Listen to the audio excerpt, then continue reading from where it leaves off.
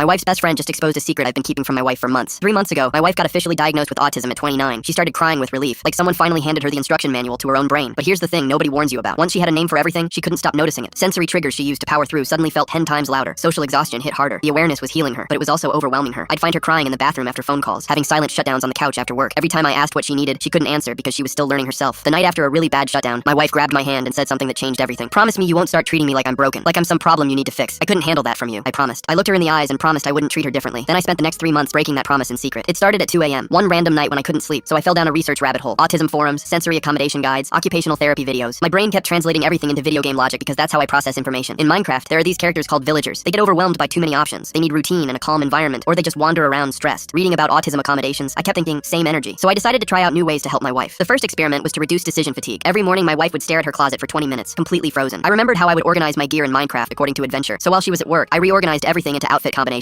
with little day of week labels hidden inside the hangers. That night, my wife came home early and walked in on me holding her Tuesday blouse. "What are you doing?" she asked. My heart stopped. "Just organizing. Thought I'd help." She stared at me for a long moment. Weird, but okay. She walked away. I almost passed out from relief. The next experiment went worse. I read that consistent lighting helps regulate sensory systems, and I thought about how you keep monsters like zombies and skeletons away at night by putting up torches. So I installed smart bulbs programmed to shift warmer at night, except I set them too orange, and my wife walked into our bedroom looking horrified. "Why does it look like we're being slow roasted in here?" I blamed a sale at Home Depot and spent 4 days finding settings that didn't make her feel like a rotisserie chicken. But my wife started watching me differently after that. Then came the real problem. I read that open-ended questions overwhelm autistic brains during stress, and I remembered how in a lot of video games you always get specific responses to give characters, so the quest has a way to keep moving forward. So instead of asking her, "What do you need?" I started offering binary choices. Lights off or dimmed, talk or quiet time, stay or space. It worked beautifully until the night my wife came home overstimulated, and I launched into my options rapid fire. She stopped cold. "Why do you always do that now?" "The multiple choice thing?" My throat tightened. She continued, "It feels like you're treating me like a project." Her voice cracked on project. I froze because that's exactly what she begged me not to do. I mumbled something about a podcast I'd heard and changed the subject, but my wife started pulling away after that. Told me she felt like I was hiding something. I knew it was my fault, but I couldn't stop because the experiments were actually helping her. She was improving mentally, but I couldn't tell her that. She'd hyperfixate and everything would be over. Last Saturday, my wife's best friend came over for wine. I was in the kitchen making snacks when I noticed my wife got overwhelmed from a story her friend was telling. I thought about iron golems, these big protective creatures. They don't do anything except exist near villagers being steady and solid. That presence alone makes villagers feel safe. So I walked over, sat near my wife without touching her, and just existed. Didn't ask questions, didn't try to fix anything, just stayed calm and close. I watched my wife's breathing slow down. Her shoulders dropped. Then her best friend said, "Okay, what was that?" My wife looked confused. "What's what?" "That thing he just did. He walked over, sat down, and you immediately calmed down. He's been doing stuff like that all night." My wife turned to me. "What is she talking about?" My mouth went dry. Her friend kept going. "The way he offered you 2 drink options instead of asking what you wanted. The way he dimmed the lights before you even said anything. It's like he's got a whole system." My wife's face changed. "Have you been running experiments on me?" I could hear the hurt in her voice. The betrayal. Exactly what she'd asked me not to do. I put down the cheese board. "I know I promised not to treat you differently, but I couldn't watch you suffer and do nothing. So I researched and compared everything to how Minecraft villagers work. When something helped, I kept doing it. When it didn't, I stopped. I didn't want you to feel like a problem I was solving. I just wanted to help." The room went quiet. My wife stared at me. Then her friend burst out laughing. "That's the most extra and sweetest thing I've ever heard." My wife's face slowly shifted. She started laughing too. "You've been treating me like a Minecraft villager?" I shrugged. "A very loved Minecraft villager." My wife pulled me into a hug so tight I couldn't breathe, while her friend wheezed in the background repeating Iron Golem Protocol like it was the funniest thing she'd ever heard.